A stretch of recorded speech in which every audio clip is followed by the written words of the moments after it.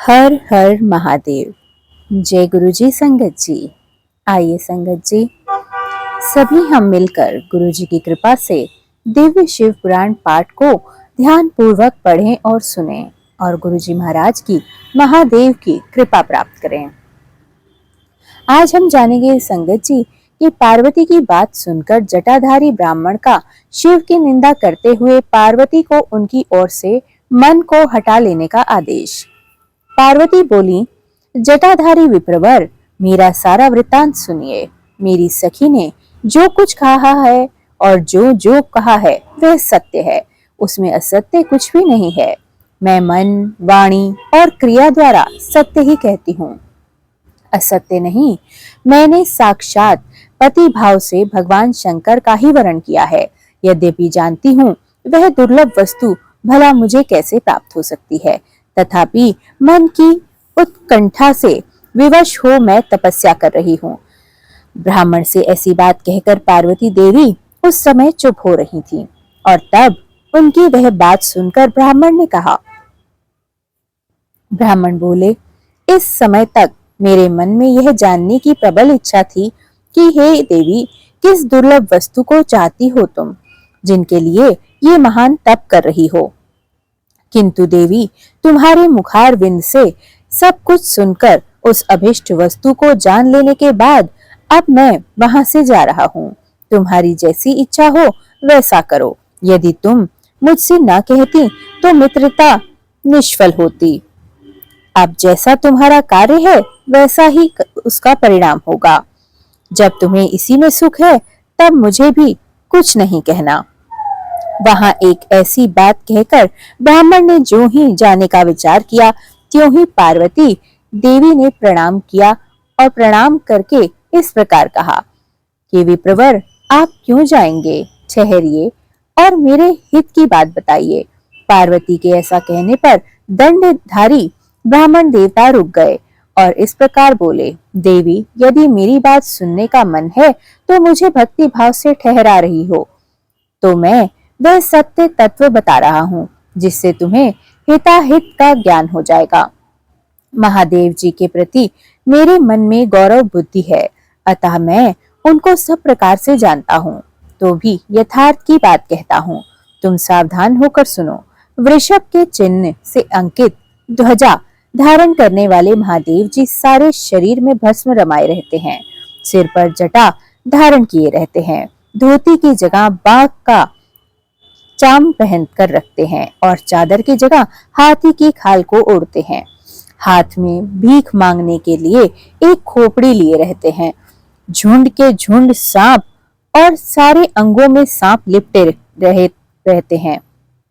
वे विष खाकर ही पुष्ट होते हैं, अभक्ष्य भक्षी हैं और उनके नेत्र बड़े भद्दे हैं और देखने में डरावने लगते हैं। उनका जन्म कब, कहाँ, किससे हुआ वह आज तक प्रकट नहीं हुआ। घर गृहस्थी के भोग से वे सदा ही दूर रहते हैं, नंग धड़ंग घूमते हैं और भूत प्रेतों से के साथ रहते हैं और उन्हीं के झुंड में रहते हैं। उनके एक दो नहीं बल्कि 10 भुजाएं हैं। देवी, मैं समझ नहीं पाता कि किस प्रकार से तुम उन्हें अपना पति बनाना चाहती हो। तुम्हारा ज्ञान कहाँ चला गया है पुत्री? बात को आज सोच विचार कर मुझे बताओ। दक्ष ने अपने यज्ञ में अपनी ही पुत्री सती को केवल यही सोचकर नहीं बुलाया था कि वह कपालधारी भिक्षुक की भार्या है।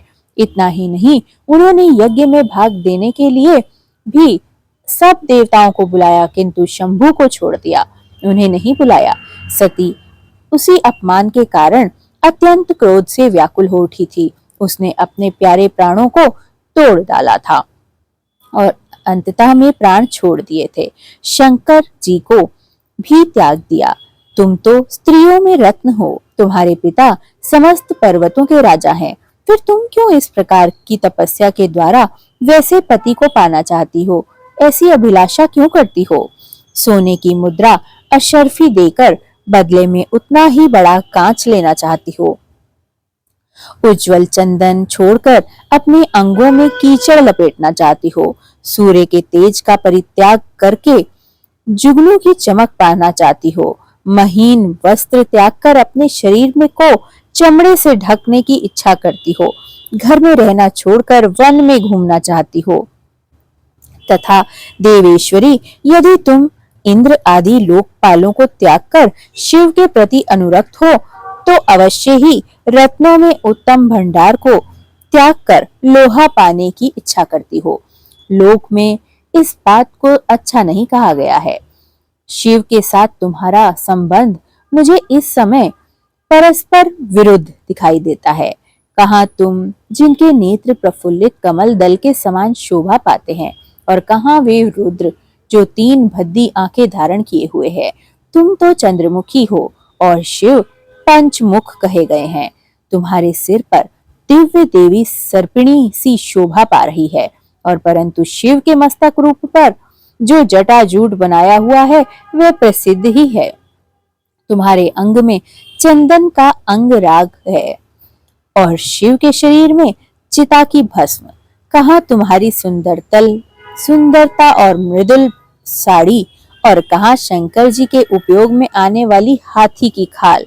कहाँ तुम्हारे अंगों में दिव्य आभूषण, और कहाँ शंकर के सर्वांग में लिपटे हुए सर्प। कहाँ तुम्हारी सेवा के लिए उद्यत रहने वाले संपूर्ण देवता, और कहाँ भूतों को दी हुई बलि को पसंद करने वाले शिव।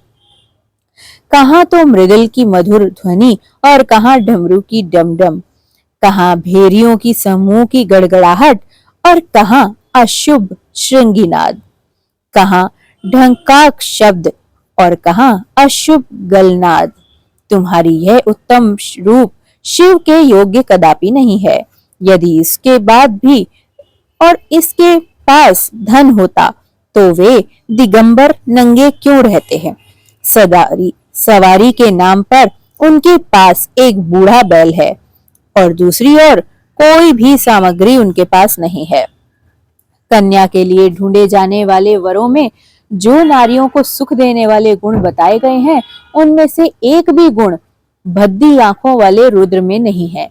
तुम्हारे परम प्रिय काम को भी उस महादेव ने दग्ध कर दिया था, और तुम्हारे पति उनका अनादर तो तभी देख लिया गया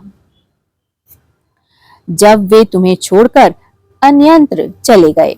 उनकी कोई जाति नहीं देखी जाती, उनमें विद्या तथा ज्ञान का कोई भी पता नहीं है। पिशाच ही उनकी सहायक हैं, और विष तो उनके कंठ में ही दिखाई देता है। वे सदा अकेले रहने वाले और रुद्र में विशेष रूप से विरक्त हैं। इसलिए तुम्हें हर के साथ अपने मन को नहीं जोड़ना चाहिए। कहाँ तुम्हारी कंठ में सुंदर हार, और कहाँ उनके गले में नरमुंडों की माला। देवी, तुम्हारे और हर के रूप आदि सब एक दूसरे के विरुद्ध हैं, अतः मुझे तो यह संबंध अच्छा नहीं लगता। फिर तुम्हारी जैसी इच्छा हो वैसा करो। संसार में जो कुछ भी अद्वस्तु है वह सब तुम स्वयं चाहने लगी हो, अतः मैं कहता हूँ कि तुम उस असत की ओर से अपने मन को हटा लो, अन्यथा जो चाहो वह करो। मुझे और कुछ नहीं कहना। ब्रह्मा जी कहते हैं, नारद, यह बात सुनकर पार्वती शिव की निंदा करने वाले ब्राह्मण पर मन ही मन कुपित हो उठी और उससे इस प्रकार बोली। हर हर महादेव।